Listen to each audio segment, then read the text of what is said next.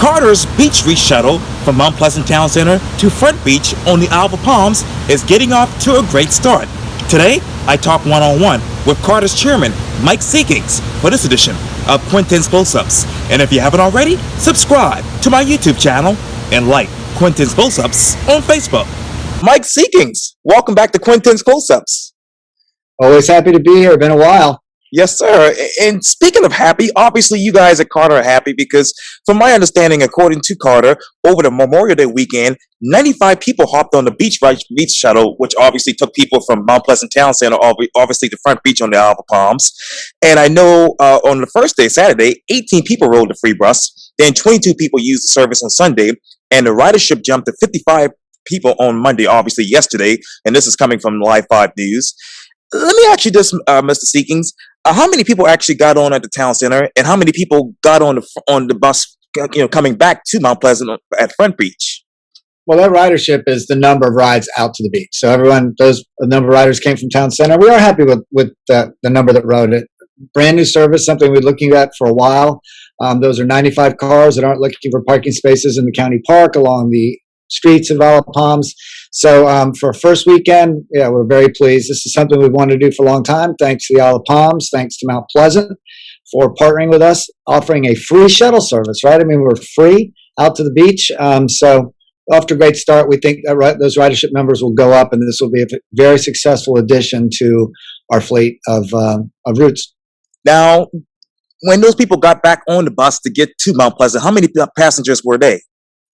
Well, so I haven't gone and seen the numbers, but the numbers we count are the number of distinct rides leaving town center. So I'm suspecting we brought all of them back. I was one of them, by the way, and I hopped on back from the beach. So we don't think we left anybody behind. Haven't had any complaints. In fact, we've had nothing but glowing praise from the people who actually did ride it. Families that hadn't ridden out there before, lots of individuals. So yeah, great start, really happy and thankful that we've got this under our belt. And now for the rest of the summer, every weekend, Saturday and Sunday from 9:15 until 6 in the evening, you can ride for free from the Mount Pleasant Towne Centre. And by the way, thanks to Town Center for letting us park for free there. Out to the Isle of Palms, drops you off right at 9th and Ocean Boulevard, literally right there at beach access. So it's for those who are accessing the beach. And if you peel back those numbers, pretty good ridership for the first weekend. Very happy about it. And I love the Mount Pleasant Towne Centre immensely. But let me ask you this. Kidding. Yeah, yes, indeed. And let me ask you this, Mr. Seekings. How many cars can actually park at that little DMV there? Well, so we don't go from the DMV. We go from Town Center. We were originally going to run this route from the DMV. In fact, we did when we did the pilot program back in the fall. But the DMV is, among other things, administering COVID vaccinations and doing some other things. So, again, Town Center stepped up to the plate, allowed us to park, and they've got lots of parking. I will just tell you, I took the ride out there. I took the bus out there Monday morning at 9:15. No problem parking. I parked 50 feet away from the stop, got on, made it out there in about 11 minutes. So really a good, convenient service. We'll get the word out, thanks to, among others, people like you, and think those numbers will continue to go up across the board this summer, and then we'll look at it. But I suspect this will be something we'll add to our permanent route system. And let me ask you this too, Mr. Seekings. Why are you all not actually having stops along the beach so that riders don't have to walk a mile once they actually dropped off? Well, again, this is a pilot program, and once you're dropped off, you don't have to walk a mile. You don't have to walk but about 20 feet, and you're literally on the beach. This stops at 9th and Ocean Boulevard. There's a beach access right there, a handicap beach access right there, and on the Mount Pleasant side at Town Center, plenty of parking within literally just feet, if not yards, of our stop. So again, we wanted to get people quickly, conveniently, safely to the beach. This is dedicated to getting people to the beach from a place they can park for free. So that's the objective. And of course, we'll always be looking at things, but got to start somewhere, and that's where we chose to start. And I think we started in the right place. But let me talk to you about the future. Will there then be a lot of buses and frequent stops along the beach?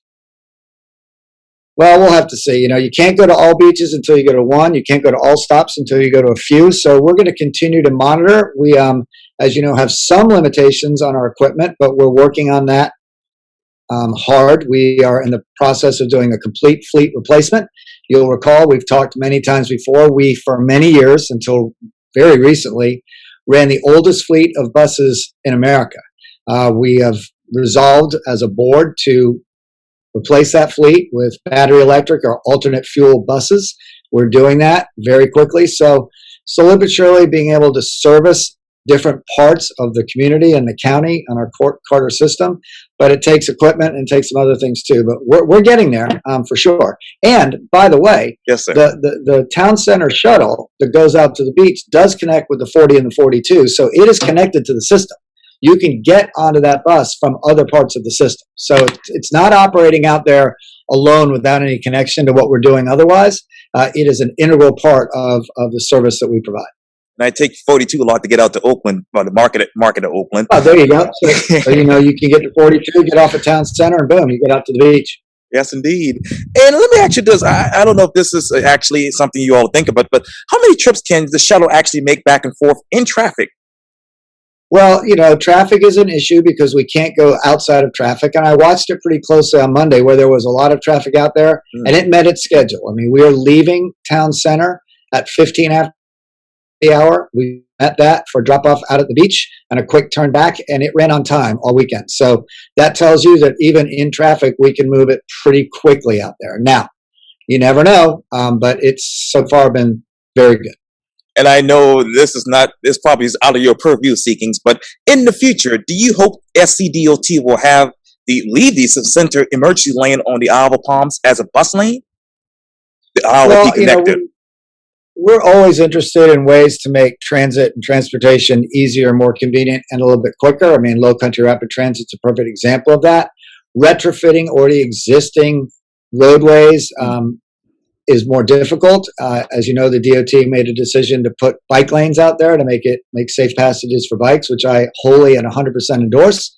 It would be great if we can think about incorporating a transit lane in there too, and we will always have an open dialogue with the DOT. Secretary Hall has been incredibly supportive of all CARTA efforts, and as we learn more about access and accessibility across the Isle of Palms connector, it's certainly a conversation that we can have. But for now, we are operating in traffic, but we can do 40 people at a time, and those 40 cars are not in that line, not looking for parking spaces, and taking people happily, conveniently, safely to a beautiful place, the Isle of Palms. And last time I asked you, you said, "Hey, it's up. We have to talk with obviously Pat O'Neill about this. But will you add a stop, obviously along that route one day to Sullivan's Island?"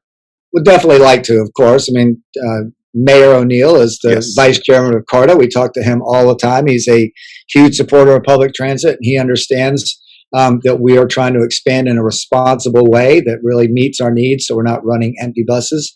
Sure, we'd love to get out to Sullivan's Island, but again, one at a time. This, for the summer, will be the service we provide, and then we'll talk about that. Folly Beach is on people's minds as well. So, one step at a time. But so far, a very good step. Very good step. And what is the step right now when it comes to the Hop Shuttle? Well, that's a different conversation. As you know, when we first started the HOP, we were having similar conversations today. I believe the first day of operation of the HOP, we had 4 riders at its peak before COVID and before other things that happened to the tourism industry in downtown Charleston and our region. We were up to 500 and 600 riders a day. But now on the other side of the pandemic, and with the rules changing a little bit downtown in terms of parking, the HOP has not seen the ridership that we had experienced before, so we're rethinking it as we come back out of the backside of COVID and things continue to improve in downtown Charleston, which is what the HOP services, downtown Charleston, hospitality on the peninsula. We'll look to putting that service back out there. It was running 21 hours a day. We'd like to get it back out there again, but until we've got demand for ridership, it is servicing other routes. Where is the demand when it comes to CARTA? Well, I mean, there's tons of demand for the CARTA. I mean, if you look at all the things that are going on in our route system, COVID really put a hurting on a lot of people in a lot of places. The one thing that was consistent out there was your ability to access public transit.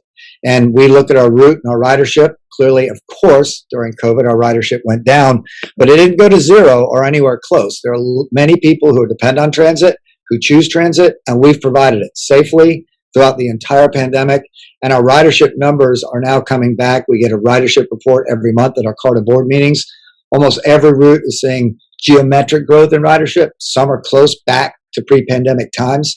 So our demand comes from everyday riders, comes from people who come here to visit, tourism again back downtown on our dash routes, our express buses to MUSC, the medical district, from all over the region. So one of the things we've seen that's been a huge success is the Route 31. We've doubled our frequency on the Route 31 at a time when people thought that transit numbers were going down. And what happened to our ridership? It actually went up, almost doubled on James Island. So there's clear appetite and need for public transit, and there's no better example of that than the incredible, almost unanimous support we've gotten in this region from every walk of life for low-country rapid transit. We've never had a large-scale transit project in this region in 350 years. In fact, in this entire state. And here comes low-country rapid transit right down the middle of the peninsula, right out to the fairgrounds near Somerville and Ladson. Right. So transit is an integral part of the future of the Lowcountry, and we are proud to be out there doing everything we can to make it more accessible to everybody in the community. And this is an obvious, silly question, but how integral will CARTA be in the next 5 to 10 years? Oh, it will be an irreplaceable part of mobility in the Lowcountry, and will be a leader in many things, in mobility, transportation, accessibility, looking towards transit-oriented development along the Lowcountry Rapid Transit line. We are leaders in environmental issues. We want to make sure we're running clean buses. We're doing that. We're replacing with battery electric all of our old buses. So CARTA has got to have a big voice and a big part of the development of the Lowcountry, of mobility in the Lowcountry, and the success of the Lowcountry as we continue to grow, which I think is inevitable. So more to come for sure from a very dedicated board with very dedicated public service on it, and people who are out there working for transit at CARTA and TransDev and our staff. It's a full-time job, one that we take a lot of pride in, and one that's making great strides in the region. And generally speaking, what will transit-oriented development look like in the next 10 years in your mind? That's a great question. And as we look at Lowcountry Rapid Transit, which, as you know, is a dedicated transit lane from Ladson to the Medical District downtown, it's 21 linear miles. It goes through a number of different jurisdictions. One of the things is look at what the rhythms of those routes and those corridors are going to be in terms of demand for housing, in terms of demand for office space, in terms of demand for schools and all that. So transit-oriented development really looks at what your zoning and what your growth will be in those corridors, and in this case, this particular corridor between Ladson and downtown, and making sure jurisdictions get ahead of that and zone appropriately for the growth that's inevitably going to come. So live, work, play is part of what we do. Transit and mobility, particularly new transit projects like Lowcountry Rapid Transit, are mobility, but they're also growth projects, and development is one of the things we think a lot about, and particularly through that Rivers Avenue, North Charleston corridor. Right. Just think of the changes that are going to come up there as we grow out and build a transit system that gives access to all kinds of people for a very reasonable price in a very efficient way. And, you know, obviously you talk about growth. Well, how does CARTA keep up with the smart growth, with that growth? Well, you know, we want to partner with all the member jurisdictions that are sit on our board in which we service the citizens. And we have been talking a lot with Charleston, with North Charleston particularly, because those are the principal corridors. And North Charleston has already adopted some special overlay zoning to think about and attract development along the Lowcountry Rapid Transit route. Downtown Charleston, the same thing. A little bit more advanced in downtown Charleston, not as much free space, not as much dirt. But North Charleston in particular has already gotten out ahead of it. Charleston too, looking at our routing, looking at where we're going to be, and looking how we're going to grow. And one of the things that Lowcountry Rapid Transit and transit-oriented development will really help with is housing and accessibility to housing. We clearly in this region have housing challenges, particularly on the affordable side of things.